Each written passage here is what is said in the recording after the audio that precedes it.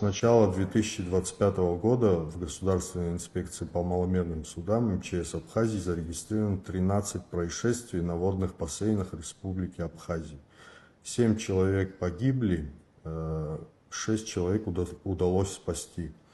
Из 18 зарегистрированных водных объектов, пляжей, в 2025 году были готовы к безопасному отдыху граждан на воде 10 пляжей.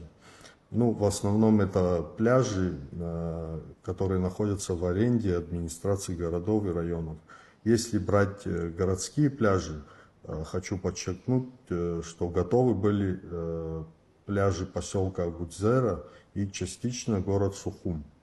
Основная проблема городских пляжей – это отсутствие матросов-спасателей на пляжах. Чтобы пляж был готов по всем нормам к безопасному отдыху граждан. Я, в принципе, всегда перечисляю, но, тем не менее, если нужно, могу перечислить все эти 5 пунктов. Самое важное – это, первое, обустроить спасательный пост. То есть, это спасательная вышка для осмотра, спасательное плавсредство, спасатель, обученный для спасения людей в случае чрезвычайного происшествия на воде. Второй пункт – обозначить границы заплыва, то есть ограничительные буи. Третий пункт – провести подводные работы по очистке дна пляжа. Четвертый пункт – выставить сигнальные мачты, разрешающие и запрещающие купание.